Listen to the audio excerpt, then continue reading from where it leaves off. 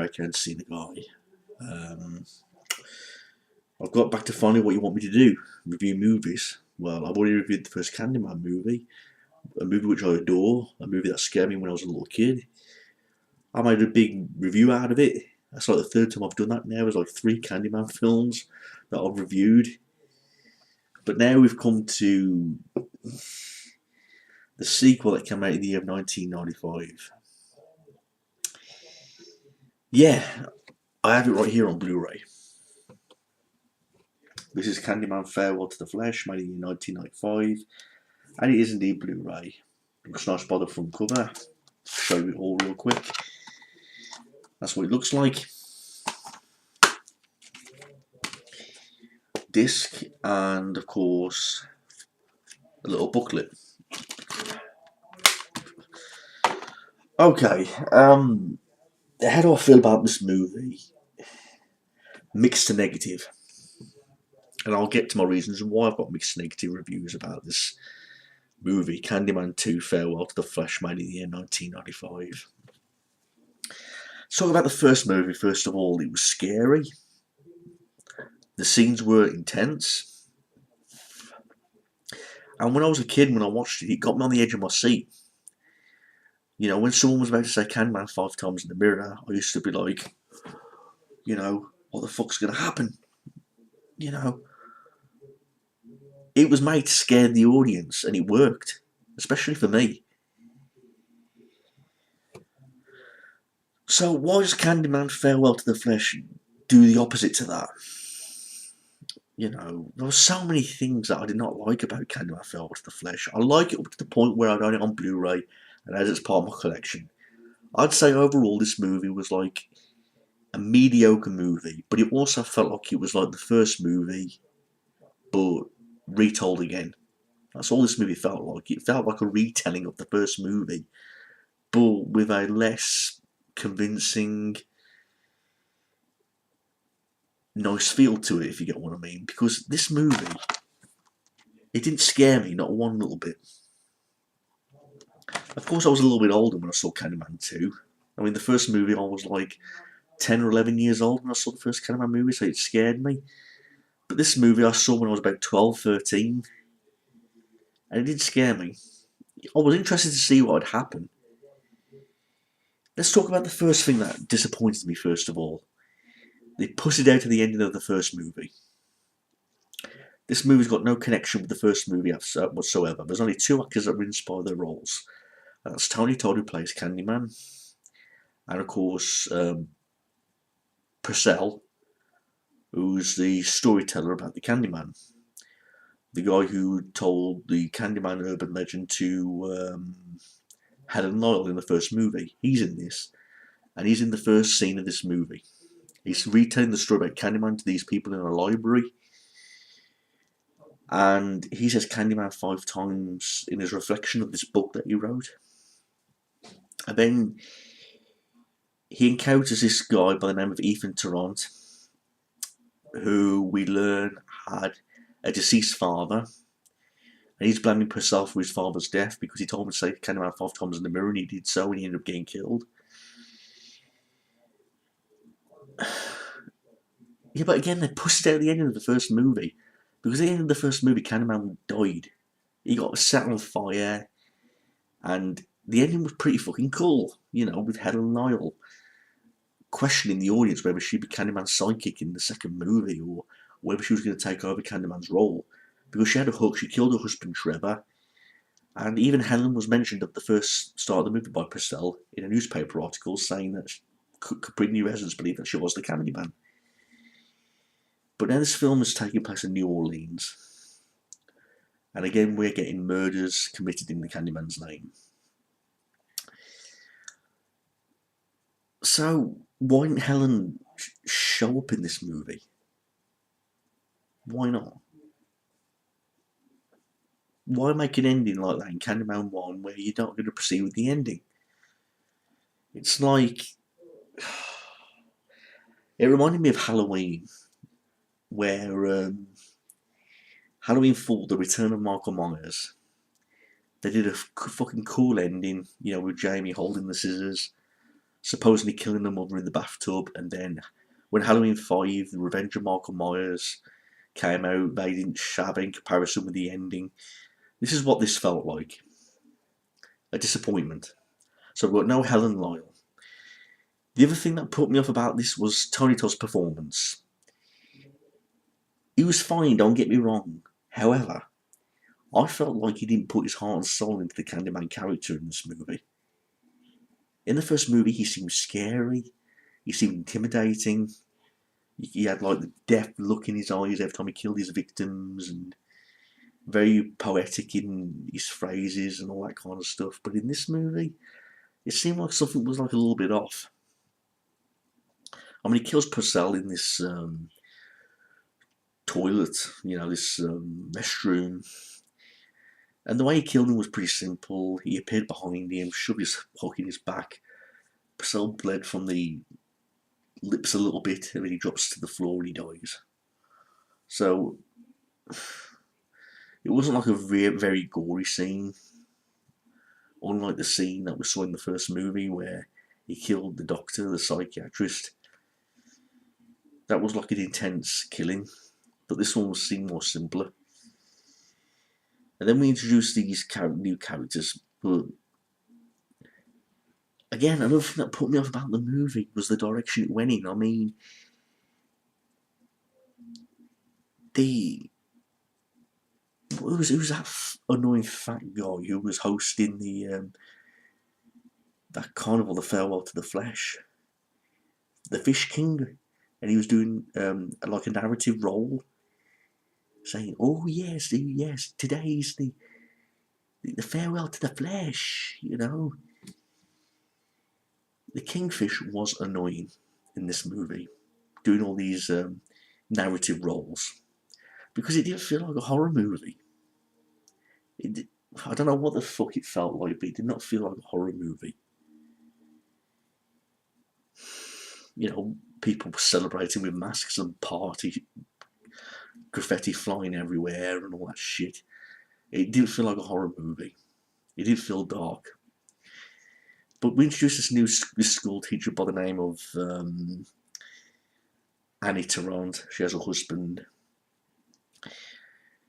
She brings Candyman into the world because she says Candyman 5 times in the mirror in front of all of the students to prove that the Candyman's not real.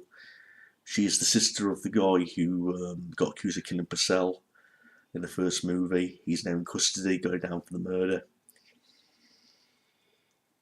And of course she had the same father who died all them years ago, supposedly by the Candyman. But Annie Tarrant, she seems like there was nothing wrong with her performance in this movie, but I didn't feel like she was as good as Virginia Madsen in the first movie. In the first movie, Virginia Madsen seemed like a very convincing character, being obsessed with the Candyman and all that kind of stuff. But Annie Tarrant was just like a less convincing actress in this movie. There was nothing wrong with her performance, but I felt like it wasn't connecting well with the story. I mean, one of the students goes missing. He has like all this artwork drawing the Candyman. His father was a priest. He's retelling the story about Candyman, which we already know because we saw the first Candyman movie. The one scene I did like about this movie was the scene where they showed Candyman being tortured in the field by all those men that were hired by that wealthy landowner to torture him for sleeping with his daughter. That was a good scene. We saw a good gruesome scene where Candyman's hand was being cut off with that saw and being stung to death by the bees. And now it was good to see like a little flashback. But again, there were so many negative things about this movie. I mean, I enjoyed certain scenes. I enjoyed the scene where Candyman killed the detective and threw him through the window and he landed on the desks and all his guts popped out and all that shit. That was an interesting scene. The scene where he kills Annie Tarrant's husband, shoving the hook in his back. Again, only a drop of blood. Again, only like a drop of blood popped out of his mouth and squirting on Annie Tarrant's face. he's hanging from the hook from Candyman. It's coming up his stomach, and then Candyman just throws him to the ground. And there was a nice little effect where she scratched Candyman's face, and the bees were coming out of his cheek, and then it's sealed back up again. That scene was pretty okay, but you know, we find out that now Annie Tarrant is pregnant with a daughter. You know, Candyman kills the mother. Ethan Tarrant gets shot trying to escape the police station. You know, she's on one big mission now to try and save the student in a class that is now missing. And it leads to like this big, this abandoned house, I believe, where Candyman appears, and he told the story about how he was tortured and everything was took away from him, and the fact that he fell in love with Caroline and he wanted to have a baby with her.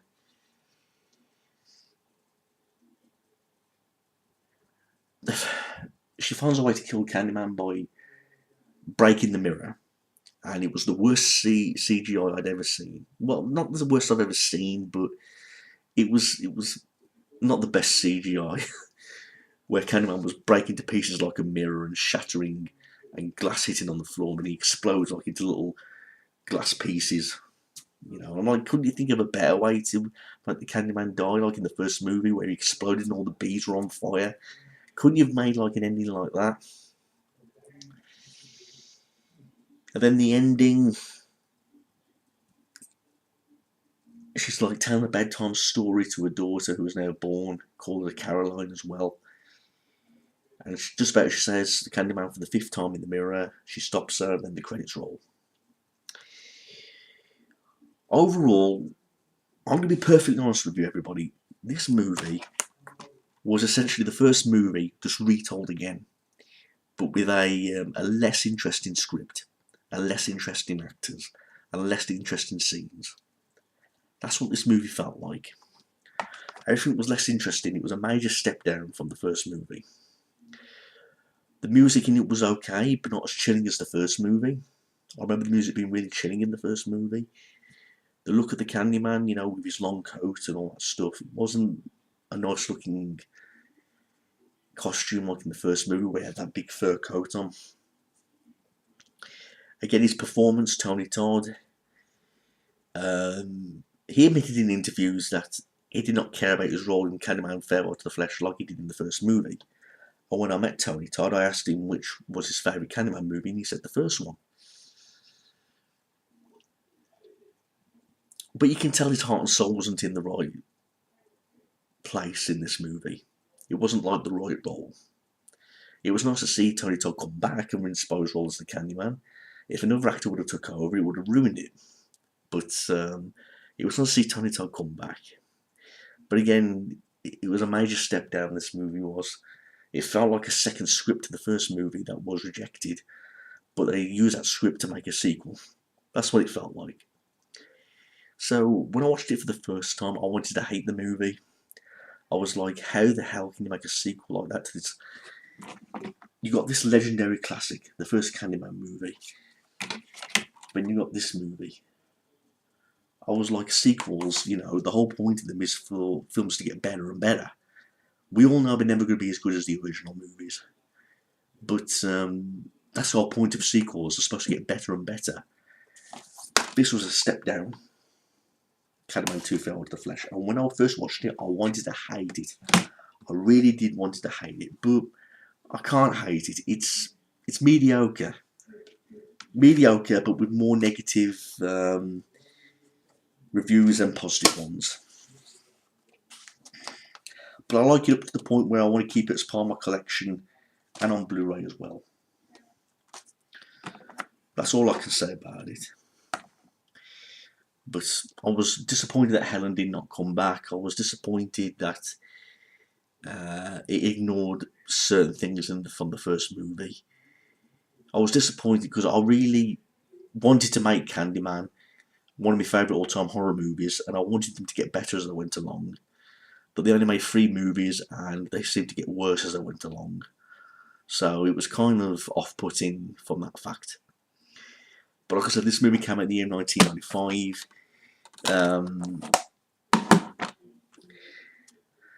This Blu-ray does have some special edition contents, like interview with the actor Tony Todd, interview with actress Veronica Cartwright, the trailers, and there's even some um, interviews, some behind the scenes.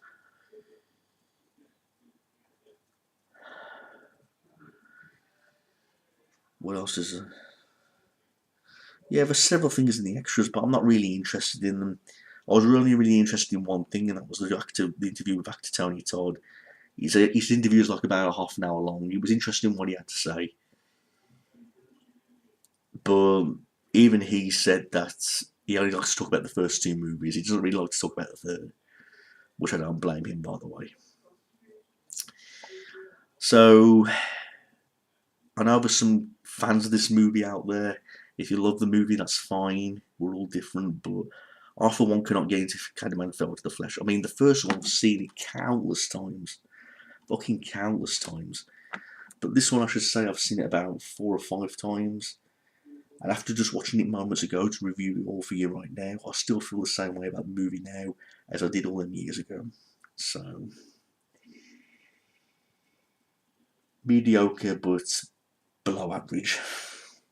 Okay, that's my review for Candyman Fell to the Flesh, everybody. Please thumb it up, thumb it down, do what you gotta do, and leave me your thoughts and comments. What do you think about Candyman Fell to the Flesh, or anything in the Candyman franchise? Thanks, everyone. Have a nice day.